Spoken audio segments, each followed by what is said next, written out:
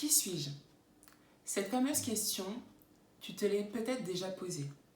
Et si ce n'est pas le cas, c'est une question que tu seras peut-être amené à te poser à un moment donné dans ta vie. Et dans d'autres contextes, tu as peut-être sûrement entendu ces deux phrases-là. Présentez-vous et parlez-moi de vous. Alors peut-être que quand là je t'en parle, tu ne fais pas forcément le lien entre cette question et ces deux phrases, mais à mon sens, il y a un lien très important. C'est qu'en fait, pour y répondre, il est juste nécessaire que tu te connaisses. Et je ne sais pas toi, mais en soi, ces phrases sont loin d'être longues, et pourtant, assez souvent, on prend un temps fou avant d'y répondre. Et à mon sens, justement, on prend un temps fou parfois à y répondre, c'est quand on ne se connaît pas plus que ça.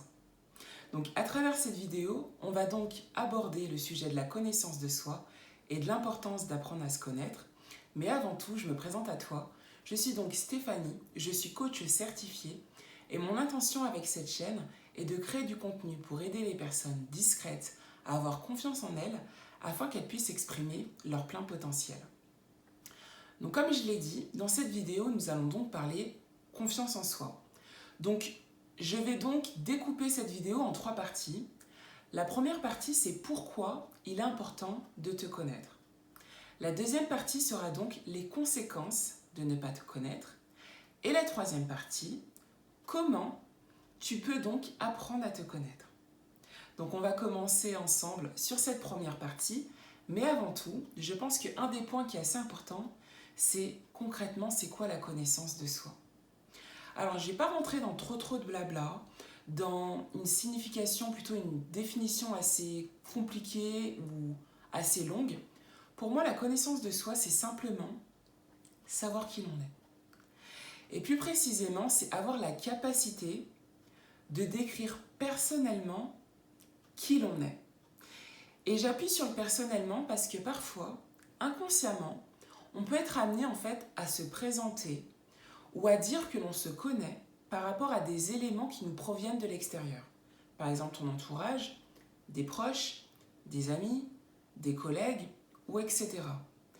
Et en fait, par rapport à ces éléments que tu vas récolter, tu vas te dire, eh ben, au final, je suis comme ça. Mais pour moi, la connaissance de soi, c'est pas ça. Justement, la connaissance de soi, c'est se connaître soi-même. C'est comment toi, tu te décris toi-même. Toi, ce que tu sais de toi. Qui es-tu? Mais avec tes propres mots. Donc on va voir ça ensemble.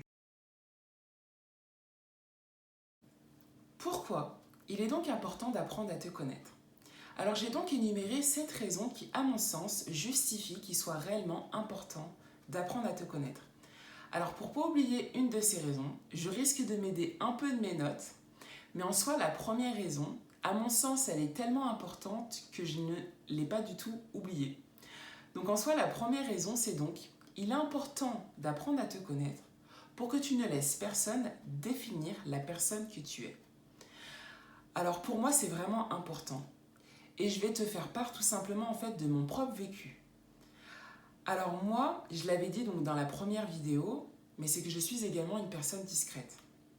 Et concrètement, depuis très jeune, du fait que je parlais pas beaucoup, qu'on ne me voyait pas beaucoup, eh ben, on m'avait collé l'étiquette que j'étais une jeune fille timide. Le truc, c'est que j'ai toujours su que je n'étais pas timide, sauf qu'à cette époque-là, je ne savais pas quel mot poser sur mon trait de personnalité, parce qu'en même temps, je me voyais différente des autres, mais en même temps, je savais que je n'étais pas timide, que je n'avais pas peur de m'exprimer, mais c'est plutôt parce que je n'avais pas envie de m'exprimer à certains moments ou dans certains environnements en fonction du contexte. Donc je savais que ce n'était pas de la timidité. Mais le truc, en fait, pour moi, c'est là où, à mon sens, il est important de savoir qui tu es personnellement. Parce que si tu crois des fois ce que les autres peuvent penser de toi, on risque en fait de te coller une étiquette. Et le risque, c'est que si cette étiquette, toi-même, tu l'absorbes, tu te la colles, mais tu y crois, tu risques en fait de t'en faire une croyance. Et cette croyance, en fait, tu peux penser par la suite que c'est ta réalité. Et dans ton quotidien, tu vas tout simplement peut-être agir comme une personne de timide. Alors que tu n'es peut-être pas du tout une personne timide. Comme c'était mon cas, j'ai découvert avec le temps tout simplement que j'étais une personne introvertie.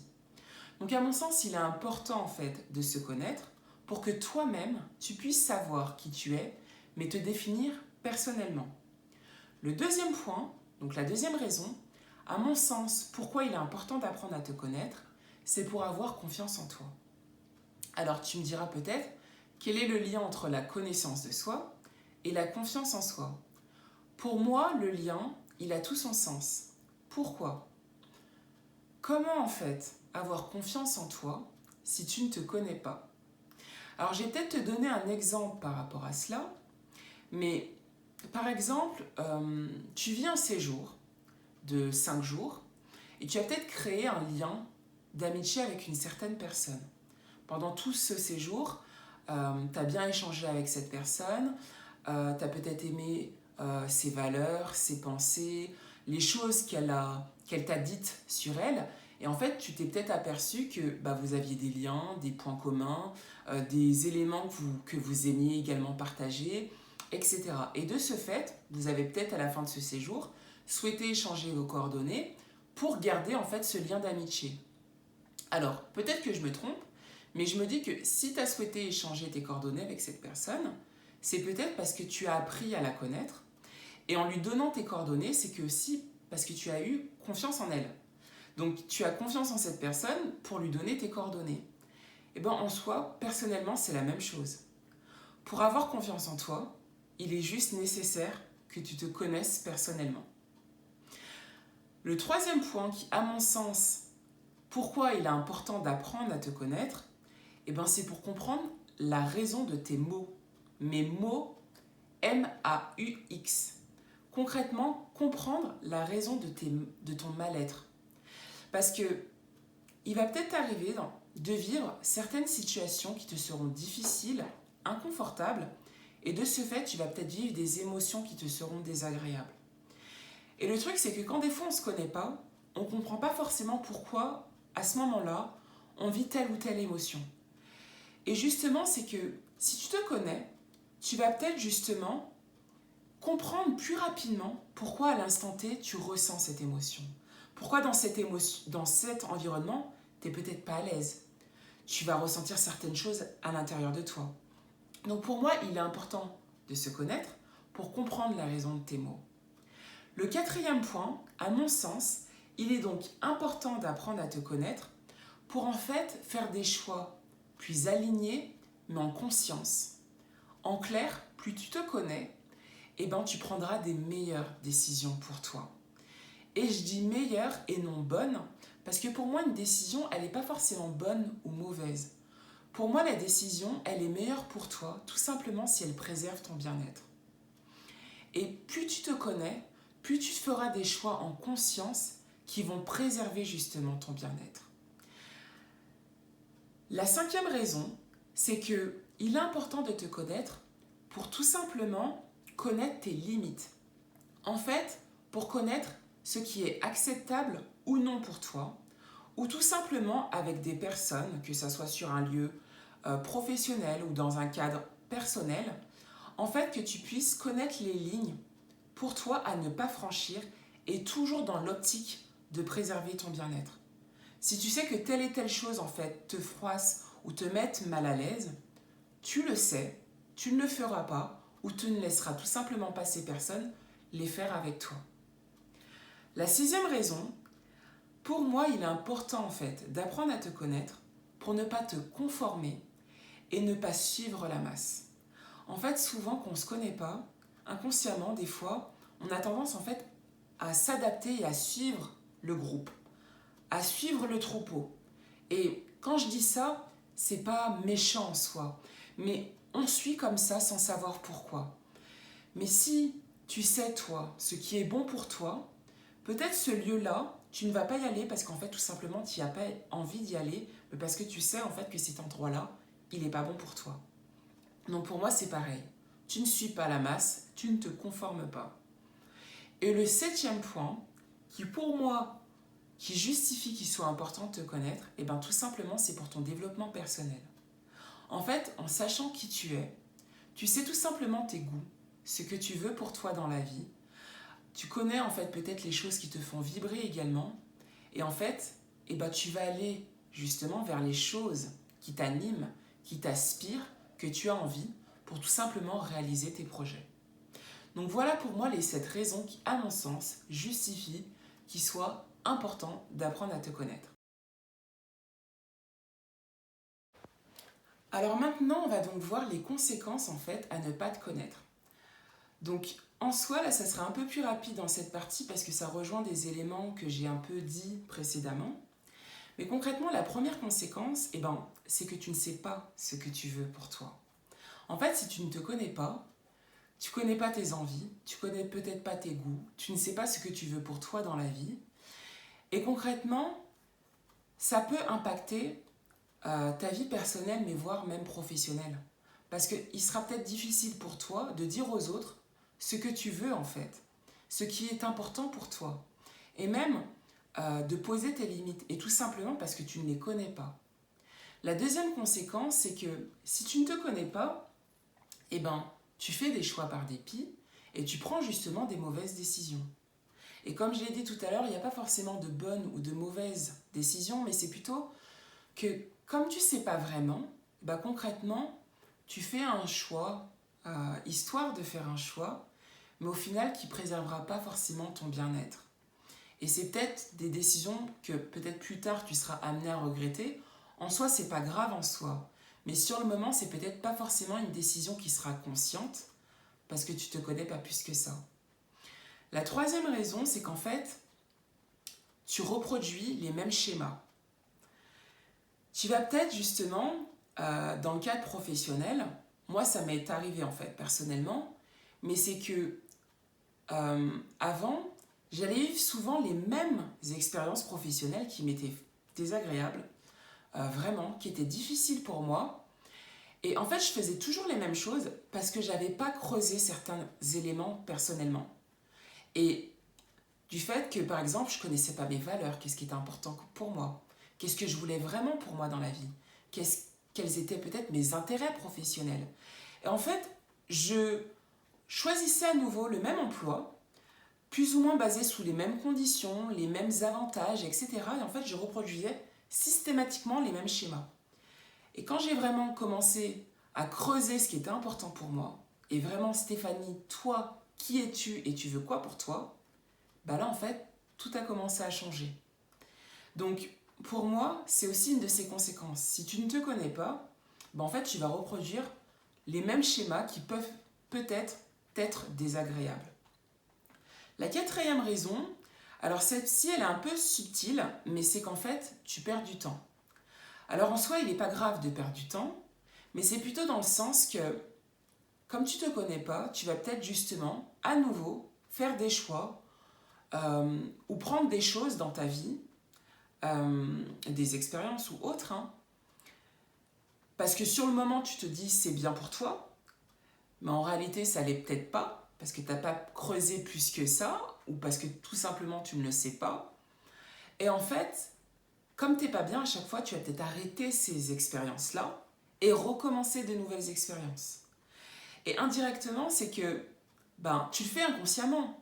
Mais si tu sais en fait ce qui est important pour toi et ce que tu veux pour toi, tu vas aller plus vite dans les bonnes directions pour toi. Donc en fait, tu gagneras du temps.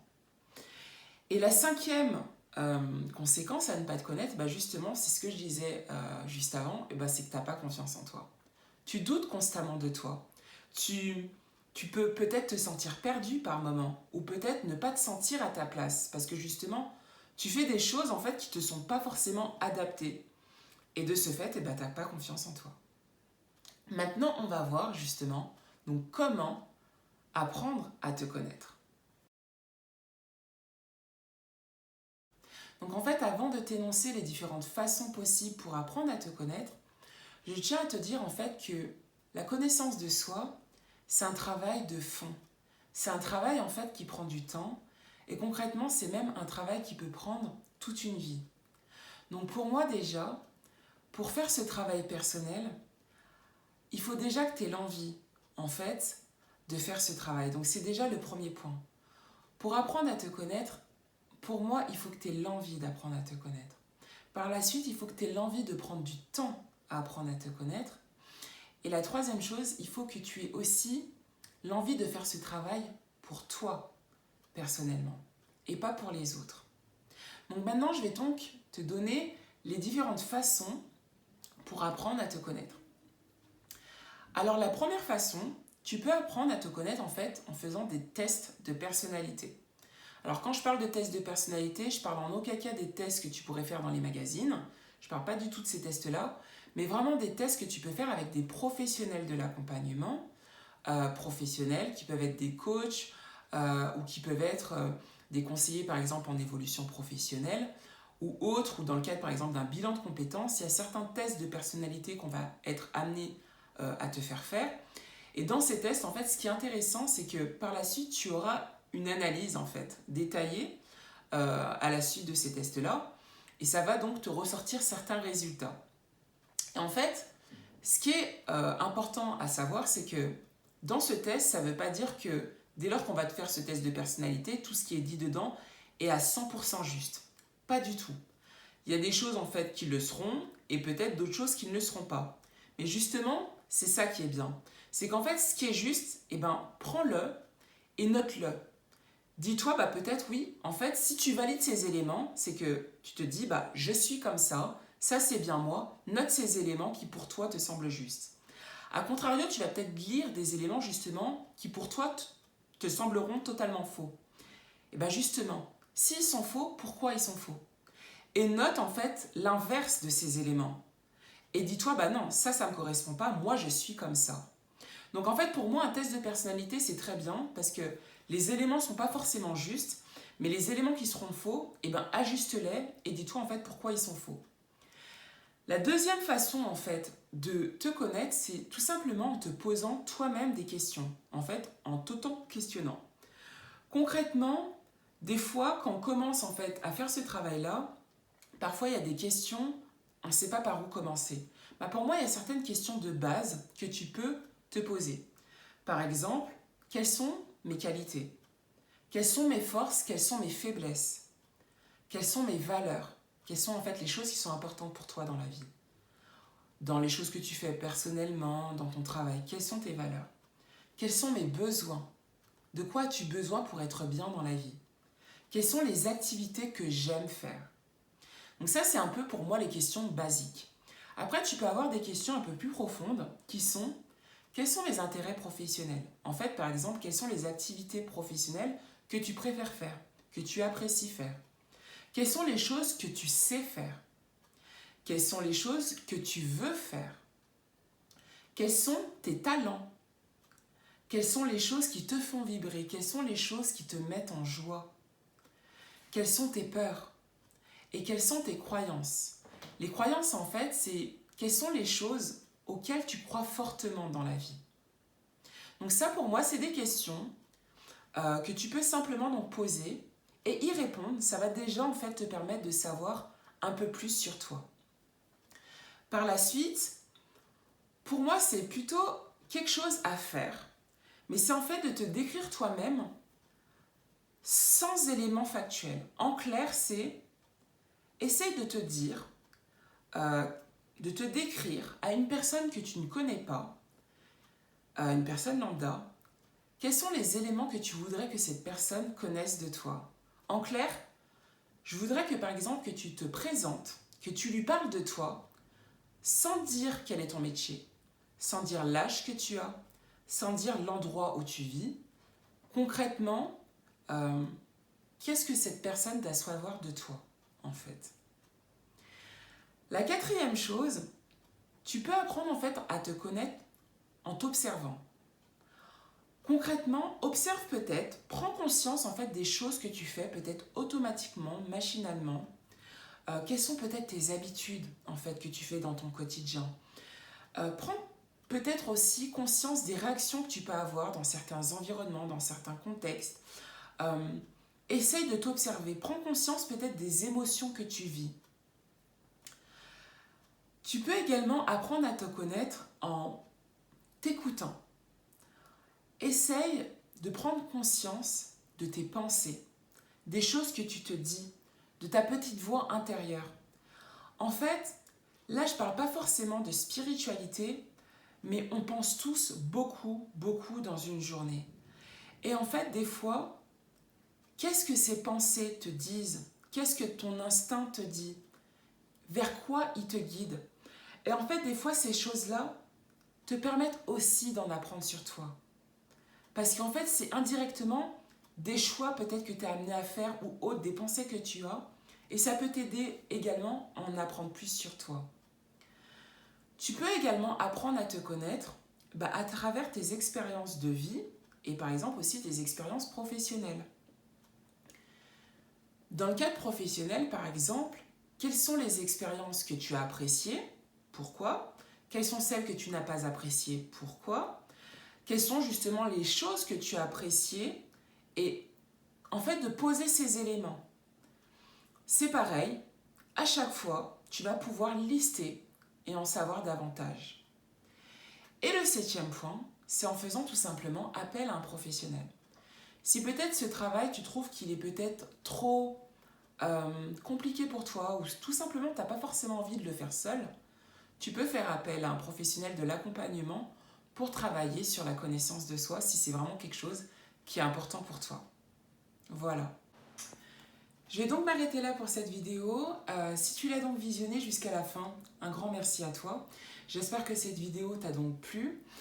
Si tel est le cas, tu peux donc la liker.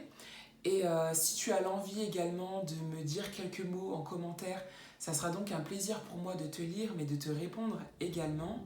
Et après, si mon contenu te plaît, je t'invite également donc à t'abonner à ma chaîne pour pouvoir être informé des prochaines vidéos que je compte donc publier.